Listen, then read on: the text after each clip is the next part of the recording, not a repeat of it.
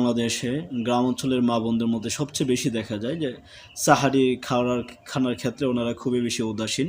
যে রাত্রের পাক শাক যখন শেষ করেন ১২টা ১টা অথবা ২টোর দিকে ওনারা সাহারি খেয়ে ঘুমিয়ে যান।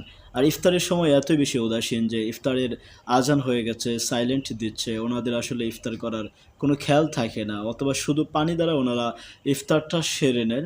ফ্যামিলির কাজে ইফতার তৈরিতে ওনারা খুবই বেশি ব্যস্ত থাকেন। আসলে এক্ষেত্রে সুন্নাহ কি? এক্ষেত্রে আমাদের করণীয় কি? আমাদের এক্ষেত্রে সাওয়াবের কাজটা কি? আমাদের কিন্তু সেটা ফলো করা দরকার। নবী করিম সাল্লাল্লাহু আলাইহি ওয়াসাল্লাম, বিশেষত হযরত ইমাম তাবারানী রাহিমাহুল্লাহু তাআলা উনি বর্ণনা করেছেন যে মিন আখলাকিল মুরসালিন, নবী করিম সাল্লাল্লাহু আলাইহি ওয়াসাল্লাম সহ সকল নবীদের অভ্যাস ছিল যে ওনারা তাজিলুল ইফতার ওয়া তাখিরুস সুহুর, ওনারা ইফতারকে খুব তাড়াতাড়ি করতেন। আজান হওয়ার সাথে সাথে, ইফতারের সময় হওয়ার সাথে সাথে ওনারা ইফতারটা করে নিতেন। ওয়া তাখিরুস সুহুর, এবং সাহারিটা খুব দেরিতে করতেন।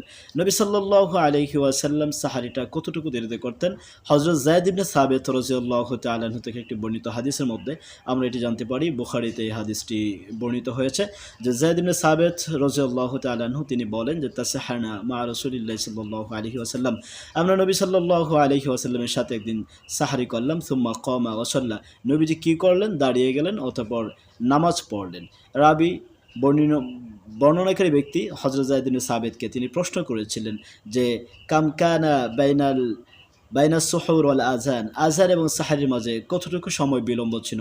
উনি বলেছিলেন যে ক্বালা কদরু 50 আয়া, যে আযান আর সাহারির মাঝখানে মধ্যবর্তী স্থানের যে বিলম্বটা ছিল, সময়টা ছিল, এটা 50 আয়াতের মতো। অর্থাৎ পবিত্র কোরআনের পৃষ্ঠার দিকে লক্ষ্য করলে প্রায় 5 পৃষ্ঠার মতো, যেটা 10 মিনিট অথবা 12 মিনিটের মধ্যেই সারা যায়। সুতরাং সুন্নাহ হলো সাহারিটা দেরি করে খাওয়া, বিলম্ব করে খাওয়া, আর ইফতারটা আজান হওয়ার সাথে সাথেই, ইফতারের সময় হওয়ার সাথে সাথে খেয়ে ফেলা। কেননা এই ইফতারটা হলো রোজাদারদের জন্য আল্লাহ তাআলার পক্ষ থেকে একটি মেহমানদারি। আল্লাহ তাআলা এই ইফতারের মাধ্যমে রোজাদারকে আল্লাহ তাআলা পরিতৃপ্ত করে থাকেন। আল্লাহ তাআলা রোজাদারকে এই অবকাশটা দিয়েছেন, এতে আল্লাহ তাআলা খুশি হন। কিন্তু আমরা আসলে অলসতাবশত ইফতারটাকে আমরা দেরি করি, এটা কোনোভাবেই উচিত নয়। নবী করিম সাল্লাল্লাহু আলাইহি ওয়াসাল্লামের সাহারি খাওয়ার ক্ষেত্রে, বিশেষত আমাদের বর্তমানে একটি সমস্যা দেখা যায় যে অনেকে বলেন যে পেটে ক্ষুধা নেই, আমরা সাহারি খাবো না। সাহারি হলো একটি বরকতের খাবার, একটি সওয়াবের খাবার। নবী করিম সাল্লাল্লাহু আলাইহি ওয়াসাল্লামকে এই ব্যাপারে প্রশ্ন করা হলে নবীজি বলেন যে এটা হলো একটি বরকতের খাবার এবং এর দ্বারা সওয়াব মিলবে।